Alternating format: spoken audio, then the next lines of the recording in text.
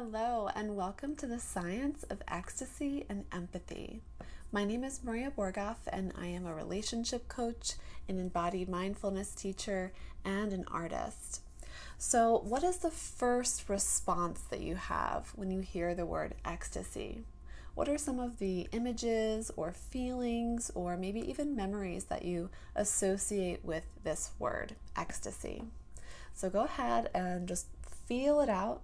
Hear the word, maybe say it out loud, feel it in your body, and what surfaces. Normally, we have a positive response to the word ecstasy. Sometimes we even equate it with pleasure or happiness even. But ecstasy is actually derived from the Greek root ekstasis, which literally means standing outside oneself.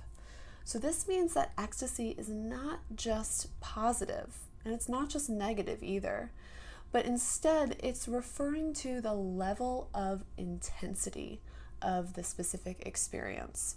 So what's happening in the brain and the body that defines an ecstatic experience, that defines that level of intensity? Well, there are three hormones: dopamine, adrenaline, and serotonin.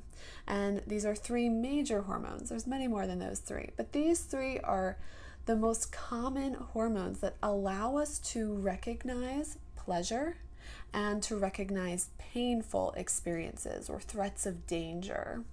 Now, in respectively, dopamine, adrenaline, serotonin, these hormones allow us to see the reward, and then they evoke a physical response so that we can take action to either get the reward or run away from danger. And then they also allow us to perceive dominance, or really to perceive if we have achieved a goal, if we have accomplished getting that reward, or if we have accomplished dodging the threat of danger. So in this experience of ecstasy, in this experience of standing outside of ourselves and having very intense emotional and physical responses, what's happening is with this level of hormones is there's so much of them. There is a significantly high amount of dopamine, adrenaline, and serotonin that is being emitted and also received in the brain, as well as the whole nervous system in our body. So I like to think about ecstatic experiences as being so much of these hormones, such intense level of feelings that we can't contain them all in this tiny body of ours. And so it's almost as if they spill out over us, and we get those feelings or those memories of watching ourselves having the experience or witnessing ourselves having the intense experience. So go ahead and try to recall a moment in time or an experience that you might have had where it might have been an ecstatic experience. Maybe it was extremely pleasurable, maybe it was extremely painful, whichever one it was. But maybe you can remember a moment where you felt as if you were watching yourself having the experience. If you can't think of anything, that's okay. You can always reflect later. But for me, the first thing I think of is a negative experience, but it's when I first got my heart broken. And I was so sad. I was so heartbroken. There was so much emotions and thoughts and feelings happening in my body that it felt as if I can vividly recall that moment of almost watching myself having this intense, heartbreaking experience. I remember crying, and I felt like I could see myself having the experience. That was a moment of ecstasy. Now, a positive one that I have sometimes often is when I am intensely laughing. I am just laughing, and it feels as if I kind of bubble up with joy and it spills over me. And I have this moment where I feel like I'm watching myself intensely laughing. So we can have these ecstatic experiences in almost any human activity, be it laughing, getting your heart broken. Maybe it's when you are hiking on a mountain and you are seeing this beautiful view. Maybe it's when you're at a concert and you are surrounded by people dancing to the same music. Maybe it's when you're swimming in the ocean and you just love the ocean and you are filled with intense feelings. So we can experience this feeling of standing outside of ourselves pretty much in any part of our day. It's all about cultivating the intensity of that experience. Okay, so empathy. Empathy is derived from pathos, meaning feeling. So we understand empathy most normally as being able to feel someone else's feelings. So it's really about me being able to feel you experiencing pain, or me being able to feel someone else experiencing joy. I'm not directly having that emotional experience, but I am able to feel it because I can recognize that you are having that emotional experience. So what's happening in the brain and the body that allows us to experience something that we're not directly experiencing ourselves? Well, this is what we call mirror neurons. And these mirror neurons actually reflect our external experience in towards our internal experience. And so this is what allows us to feel a physical response to someone else's emotions. And it's really important to understand that mirror neurons don't just live in the brain. There's a lot of them there, but they live in the whole nervous system, which starts in the brain and the spine and then extends out through our fingers and our toes.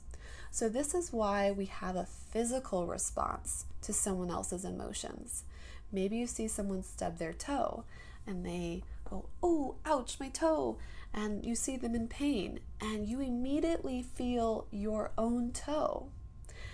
That is your mirror neurons being triggered. That is your empathetic response. So we as humans are wired to experience empathy, and we can increase our empathy that we experience by increasing the amount of mirror neurons that we have in our brain and our body. So go ahead and take another moment to recall a time where you felt a physical response to someone else's emotional behavior or emotional response that they were having. Maybe you can think of something. Again, you can always reflect back.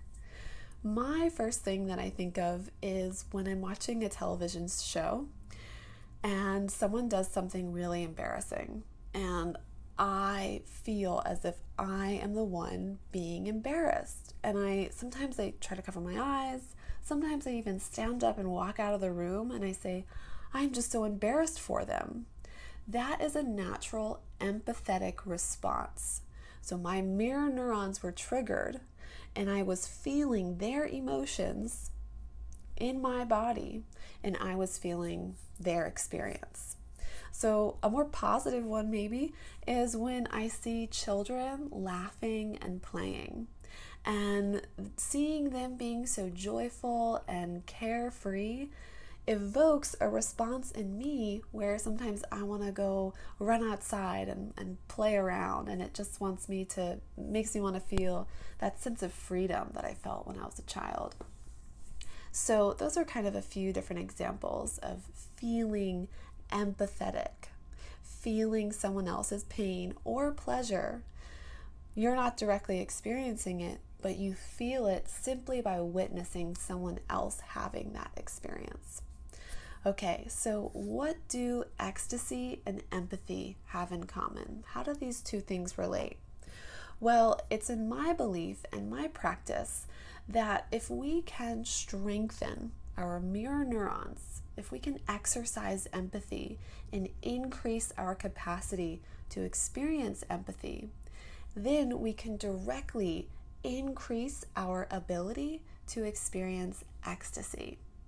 So then, taking that idea that they are directly correlated, we can then consciously practice experiencing more pleasure and avoiding pain by more deeply connecting to other people's emotions, and also more deeply connecting to our own physical, emotional, and mental responses. So it really all boils down to relationships. What's your relationship like with yourself? What's your relationship like with your partner, your family, your parents, or your children? What's your relationship like with your coworkers or your boss, your friends, anyone that you kind of pass on the street or in the grocery store? Those relationships that we have with people and our behavior in our relationships is directly influenced by our ability to experience empathy and our ability to experience ecstasy.